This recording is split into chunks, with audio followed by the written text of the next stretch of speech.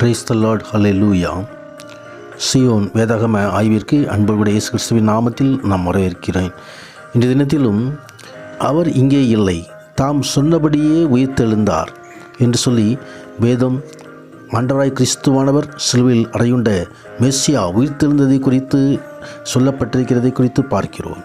மத்தேயு 12ஆம் அதிகாரம் 40வது வசனத்திலே ஆண்டவராய் இயேசு கிறிஸ்துவானவர் யோனா இரவும் பகலும் 3 நாள் பெரிய மீனின் வயிற்றில் இருந்தது போல கிறிஸ்துவும் பூமியிலே கல்லறையிலே இருப்பார் என்பதை ஆண்டவர் தீர்க்க தரிசனமாக சொல்லியிருந்தார். ஓய்வு நாள் முடிந்து வாரத்தின் 1ஆம் நாள் விடிந்து வருகையிலே மகதலேனா மரியாளும் மற்ற மரியாளும் கல்லறையை பார்க்குவதற்காக வந்தார்கள். முதலாம் நாள், ஓய்வு நாள் முடிந்தவுடன் அடுத்த நாள் 3வது நாள் பூமி மிகவும் அதிரும்படி கர்த்தருடைய தூதன் வானத்திலிருந்து இறங்கி வாசலிருந்த கல்லை புரட்டி தள்ளி அதன் மேலே உட்கார்ந்தான் என்று சொல்லி தூதன் வந்து இந்த காரியங்களை செய்கிறதை குறித்து பார்க்கிறோம்.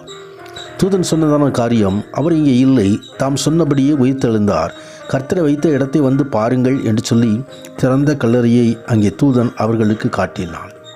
கிறிஸ்துவோ மரித்தோரிலிருந்து நித்திரையடைந்தவர்களில் முதற் பலனானார் என்று சொல்லி அப்போஸ்தலர் கொரிந்தியருக்கு எழுதும் பொழுது அவர் எழுதுகிறார்.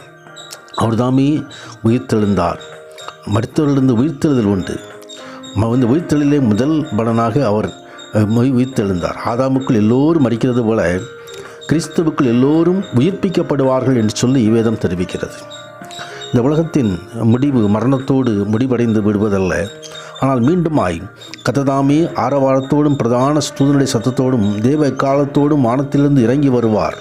அப்பொழுது கிறிஸ்துவுக்குள் மரித்தவர்கள் முதலாவது எழுந்திருப்பார்கள் என்று அப்போஸ்தலர் தெசலோனிக்கருக்கு எழுதுகிறார். பின்பு உயிரோடு இருக்கும் நாமும் கர்த்தருக்கு எதிர்கொண்டு போக மேகங்கள் மேல் அவர்களோட கூட ஆகாயத்தில் எடுத்துக்கொள்ளப்பட்டு வீதமாக எப்பொழுதும் கர்த்தருடனே கூட இருப்போம் என்று சொல்லி தெசலோனிக்கருக்கு அப்போஸ்தலர் எழுதுகிறார். நாம் கர்த்தரோடு இணைந்து எப்பொழுதும் இருக்கும்படியாக ஆண்டவர் விரும்புகிறார். அதற்காகவே உயிர்த்தெழுதலை வைத்திருக்கிறார். அழிவுள்ளதாகிய இந்த சரீரம் அழியாமையும் சாவிக்கு எதுவான இந்த சரீரம் சாவாமையும் தடுத்து கொள்ளும் பொழுது மரணம் ஜெயமாக விழுங்கப்பட்டது என்று எழுதியிருக்கிற வார்த்தை நிறைவேறும். ஐயா ஏற்கனவே இதை முன்னறிவித்தார். மரணத்தை அவர் ஜெயமாக விழுங்குவார். மரண தண்டனை நீக்கப்படுகிறது.